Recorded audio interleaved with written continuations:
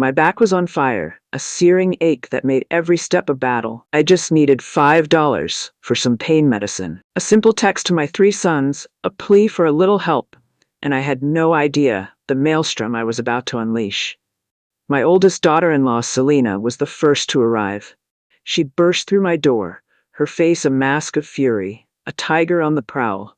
She screamed, spewing venomous words I couldn't bear to repeat. Then came Brenda, my second daughter-in-law. She pointed a trembling finger at my face, yelling about my favoritism. "My husband David shouldn't have to give you a single cent," she shrieked. And then, little Anna, my youngest daughter-in-law, collapsed on the floor, sobbing uncontrollably, threatening to leave my son Michael. My heart shattered into a million pieces.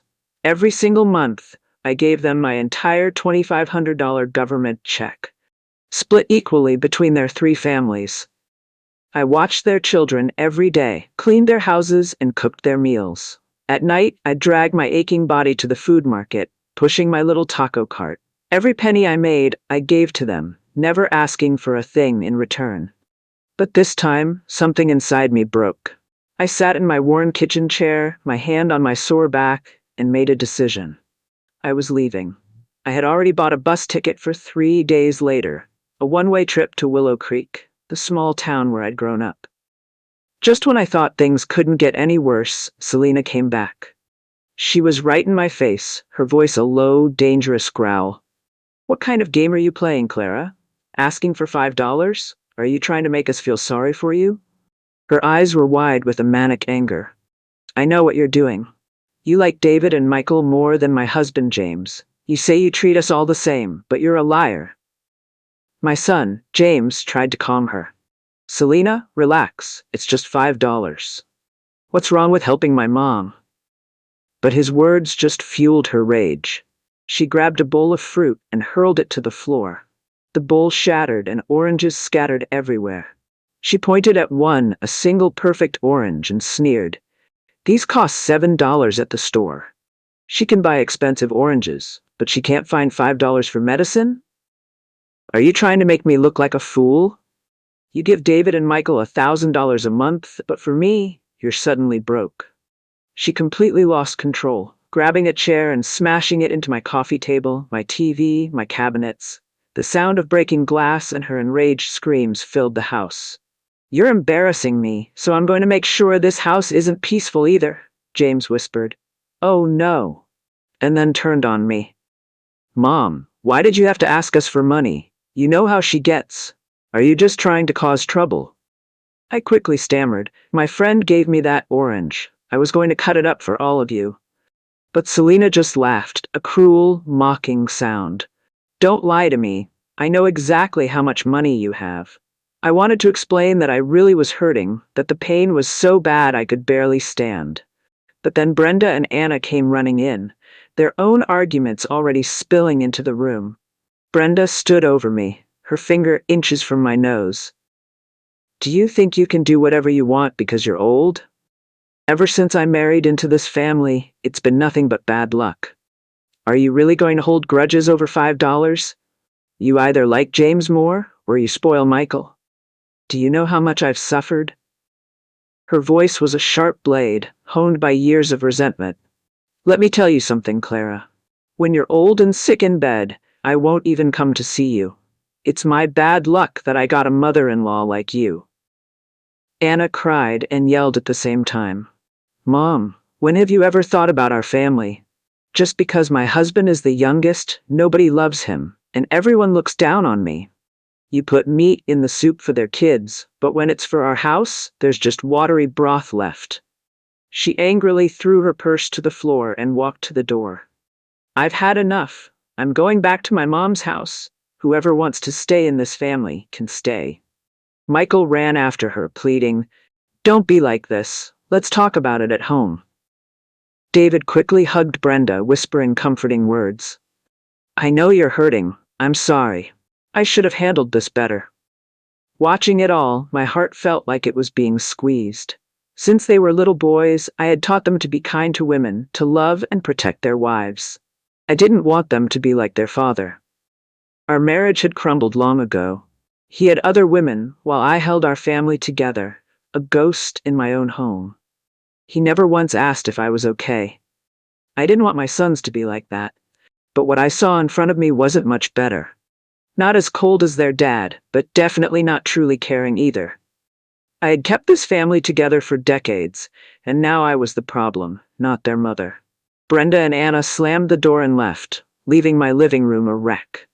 I stood there, surrounded by broken glass and spilled juice. Suddenly, the house felt colder than a winter's night. I had always thought I was a good mother-in-law. I cared for their children, did their laundry, cooked their food, picked up their kids from school, and worked at the night market. I did everything. I gave them all the money I made, even my monthly government check.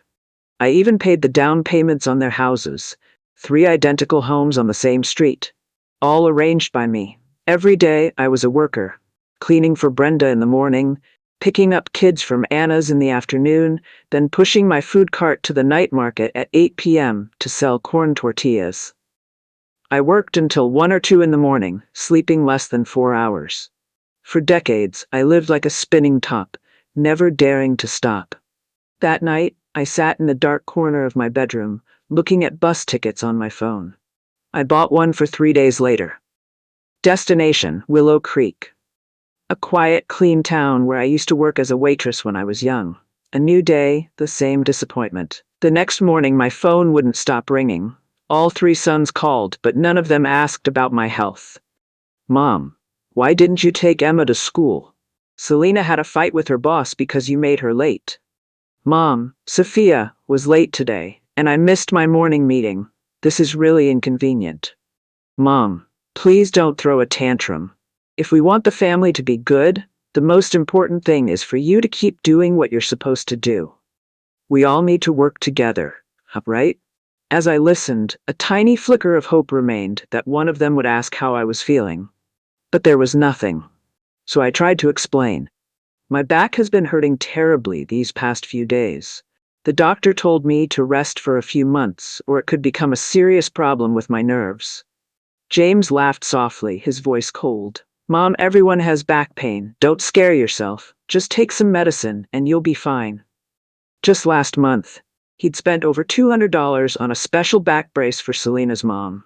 For her, it was being a good son. For me, it was faking being sick. David's voice was flat. Mom, haven't you already put on pain patches? These things get better in a few days naturally, and watching a kid isn't a big deal, is it? Michael didn't even care about my pain.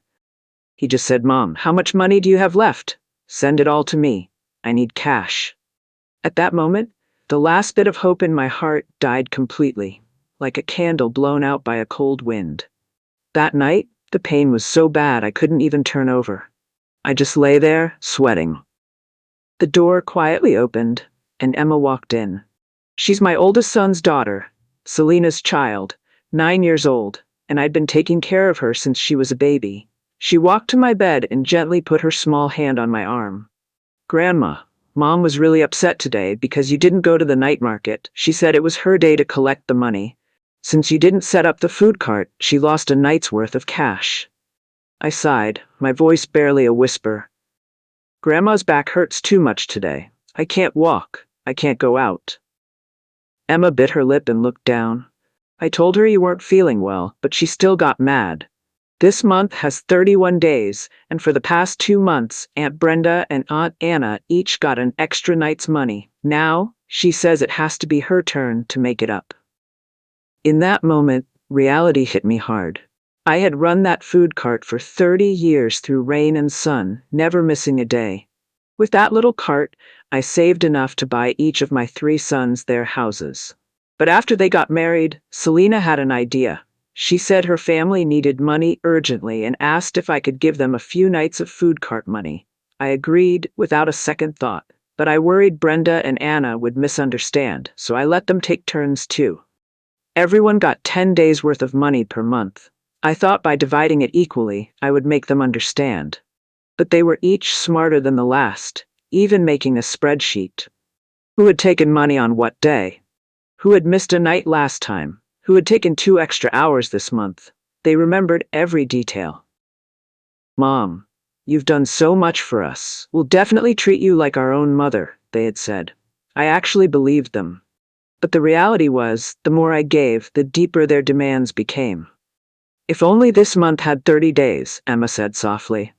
Mom wouldn't be so angry. Just then, Selena burst into the room. The moment she saw me still lying down, her face darkened. She pointed at me and yelled, Clara, what exactly do you want? I stared at the ceiling, my voice cold. I don't want anything. She fired off questions like a machine gun. Didn't you say you treat all three daughter-in-laws equally? Then what is this? Today is my turn for the money, and you're lying in bed saying your back hurts and you can't go to the market. You go sell for David and Michael, even when you're tired, but when it's my turn, you claim to be sick. Is that fair? Her voice got sharper, her finger almost poking my face. Clara, I'm telling you, if you don't go to the market today, don't expect us to take care of you in the future. I slowly moved my body, grinding my teeth through the pain, and managed to sit up. Rely on you? I can't rely on you now, so you expect me to in the future? Don't even dream about it. Selena hadn't expected me to talk back. She jumped up like a cat whose tail had been stepped on, her voice hitting its highest pitch. Fine. You're finally showing your true colors. You want to give all your money to David and Michael now? Don't even dream about it. You want to cut ties? Then I'll grant you that. I looked at her, my voice calm as still water. Then let's cut ties. You say how you want to do it. If you want to sign a paper or write a statement, I'm fine with it. Selena froze. Then her mood suddenly changed. Tears streamed down her face, and she sobbed like she had suffered the greatest injustice. Oh God, what did I do to deserve this? To have such an unfair mother-in-law? I can't live like this. I'm divorcing James. Divorcing him today. This wasn't the first time. Whenever James and I displeased her, she threatened divorce. That night, James came into my bedroom fuming. Mom, what are you trying to do? Selena has destroyed the house like a war zone. Dishes broken everywhere. Can't you just go comfort her? It's just a matter of saying sorry. Do you have to make such a big deal out of it? I lay still, as if this house had nothing to do with me. Seeing my silence, his anger grew. Are you just going to sit there calmly and watch your family fall apart? Are you satisfied with this? He slammed the door shut, the bang echoing through the house. A new life begins. The next morning, I went to the only person I could trust, my friend Maria Ramirez. We had been selling food together at the Santa Ana night market for almost 20 years. I told her I wanted to move back to Willow Creek. The problem was I had no savings.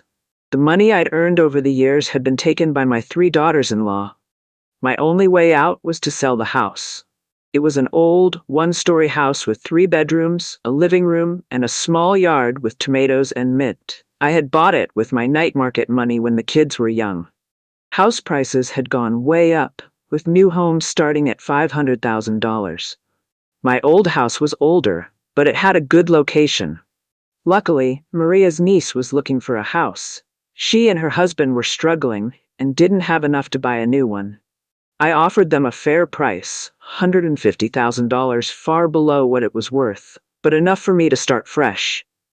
That afternoon, they came to see the house. Although it was old, I had always kept it very clean. The roof had just been fixed, and the water pipes and electricity had been repaired by professionals. Maria patted her chest and promised, "You'll definitely get a great deal. It's just 2 blocks from the main street, a 5-minute walk to the train station. The location is fantastic." They agreed right away. That afternoon, we signed the papers. I opened a new bank account, and the house payment was deposited immediately, $150,000 sitting quietly on this new card. I treated Maria and Tira to barbecue ribs, and Maria's eyes filled with tears as she ate. I knew she was going to miss me. We were each other's only reliable friends in the city. Her home life wasn't easy either. Both her daughter-in-laws were difficult, constantly bringing up old problems and accusing her of playing favorites. She put down her fork, took my hand, and said, "Being a mom is really hard. No matter what you do, it's always wrong." I nodded, saying, "No more." She was right. No matter how much of your heart you poured into it, In the end, you were just that unfair mom. This time, I decided to completely pull away and just be myself. That evening, I packed my suitcase. There wasn't much, just a few old clothes and some important papers. I planned to take the bus to Willow Creek early the next morning. But just before I went to bed, the doorbell rang. Soon Brenda arrived, then Selena, and finally Anna. They each sat on my living room sofa with awkward, strange smiles, all holding back what they wanted to say. Brenda was the first to speak, her tone not very polite. "What exactly are you planning to do?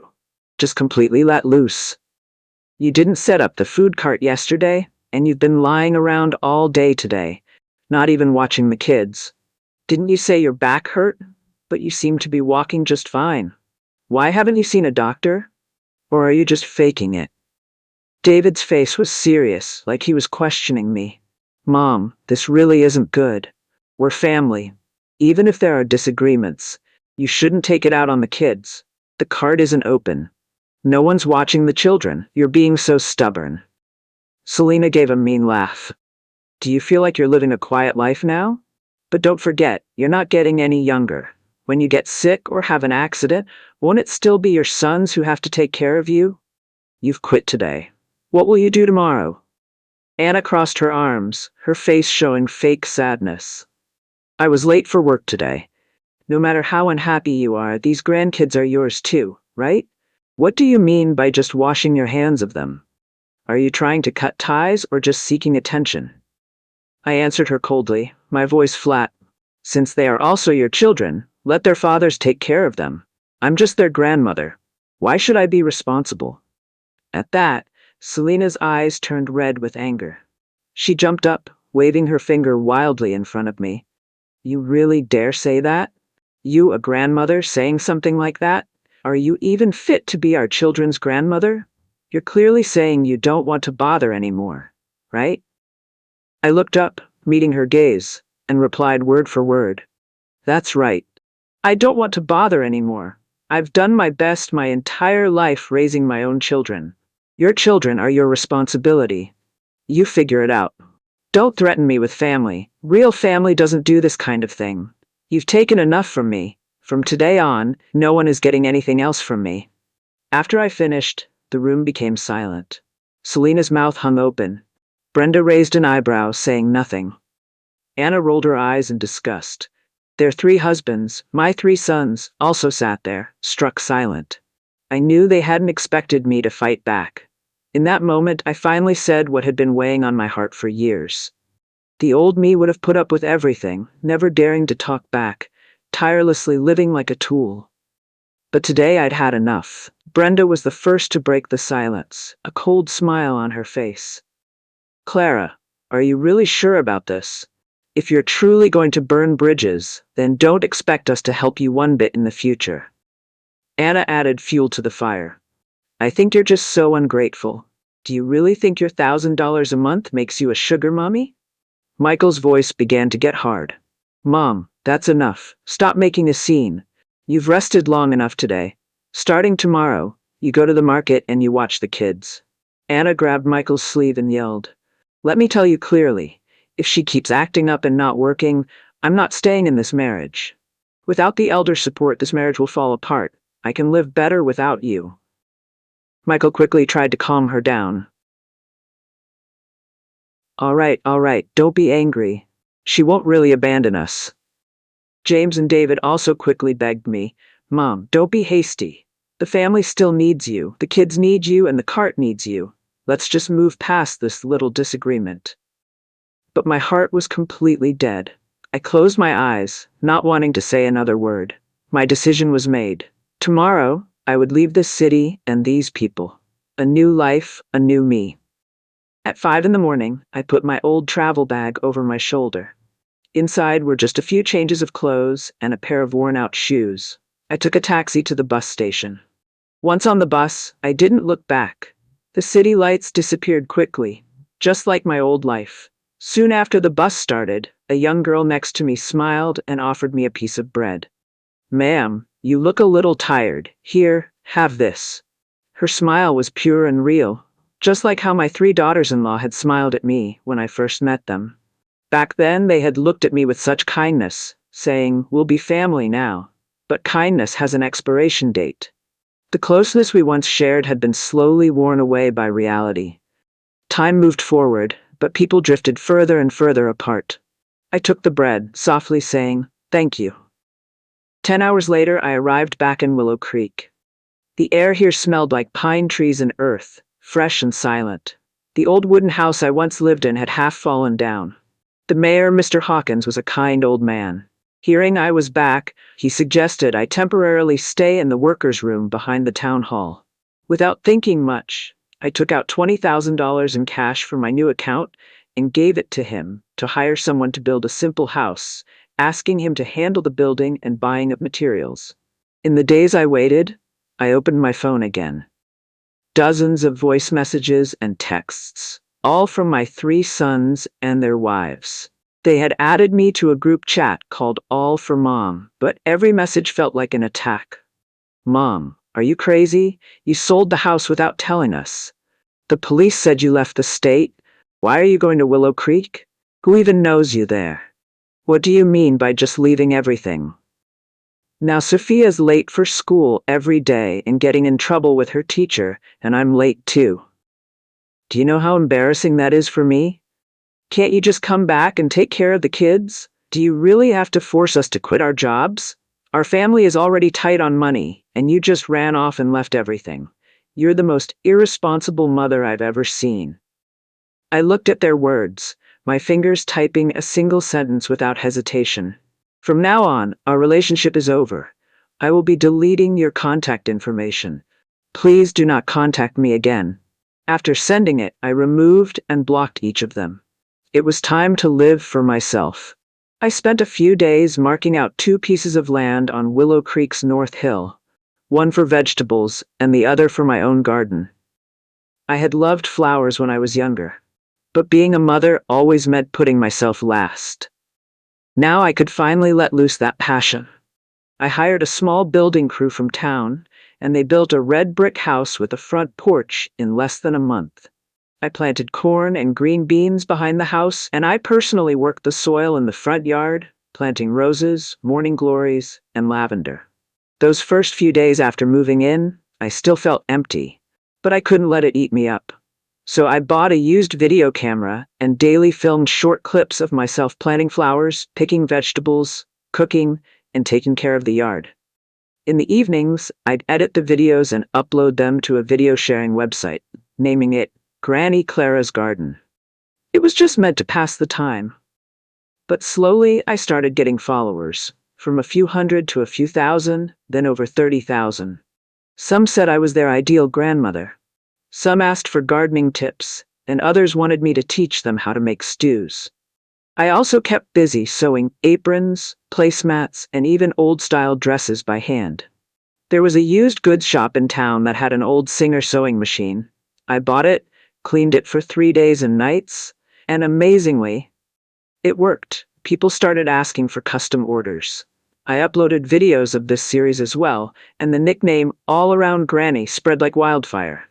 With my new income and my monthly government check, I had more than enough. I had long decided I wouldn't share another penny with those 3 families. My money was for me to use.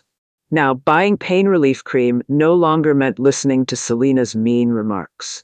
A few days later, my email and social media accounts were flooded with messages.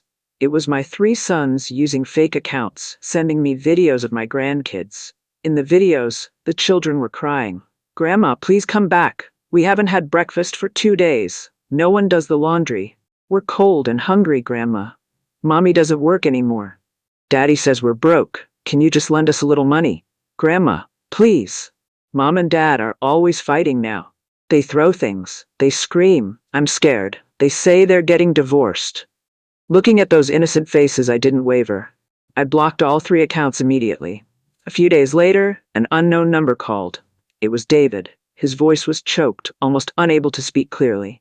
"Mom, please don't do this to me. If you don't come back, my family will truly fall apart. I know I was wrong. You can yell at me, hit me. Just please don't ignore me. Please come back." I slowly lowered the phone and replied as calmly as I would to a stranger. I am no longer your mother. With that, I hung up and blocked the number. The final betrayal. To my surprise, just before Christmas, the three brothers, along with their wives and children, rushed to Willow Creek. They arrived at my doorstep, all smiles with gifts in hand, acting like we were having a family reunion. Selena, for once, wasn't stubborn. Her head hung low, her voice unusually soft. Clara, please don't be angry anymore. I know I had a bad temper and spoke harshly, but I didn't mean it. Please don't take it to heart. We're family. It's the holidays. Let's not dwell on it. Brenda added, Clara, young people sometimes don't know any better and say the wrong things, but deep down, they appreciate you. We all know how hard you've worked for this family your whole life. Please give us a chance. Anna grabbed my arm, tears in her eyes. Dear Clara, you don't know how much I've regretted these past few days. Please come back with us for the holidays, okay? My three sons stood straight, each more respectful than the last. The grandchildren crowded around. Grandma, it's too cold here. Please come back home. I miss your cooking, Grandma. I looked at them. The tears, the apologies, the children's pleas, each more touching than the last. But I knew perfectly well. These people weren't truly sorry. They just wanted me to come back and continue being their tireless, unpaid babysitter. I pulled my hand free from Anna's tight grip, my voice as cold as ice. I have cut ties with all of you. Even if you got down on your knees and begged me, I would not go back, and I will not forgive you.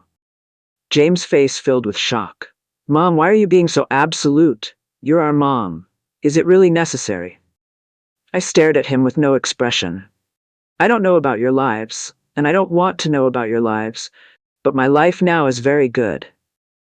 The looks on the three couples' faces instantly froze. Shock, anger, and unease mixed together. They didn't give up. 2 days later, they started asking the town's priest, the supermarket cashier, and even Mayor Hawkins for help. Anyone I knew, they tried to get them to plead their case. But no matter what they said or who tried to convince me, I had only one reply. I don't even care about my own sons anymore.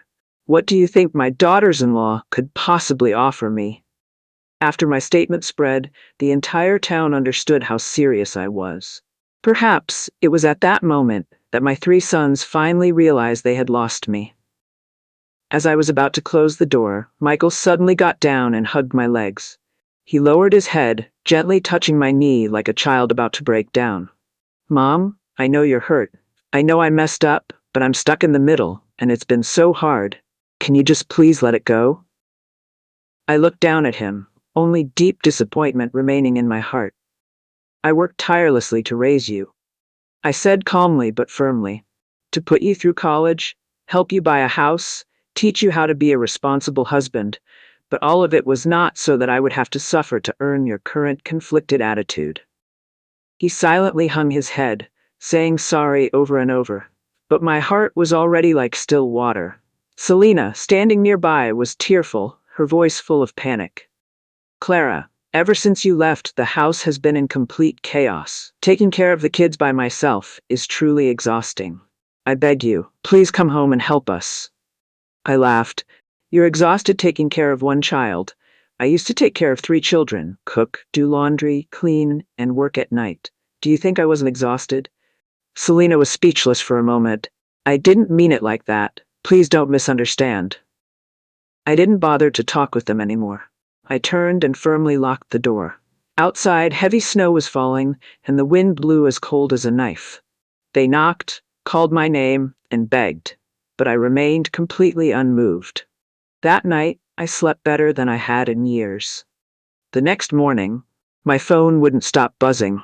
My 3 daughters-in-law had filmed last night's scene and uploaded it online. In the video, they stood at my front door in thin clothes, shivering and crying in the snow, looking completely miserable.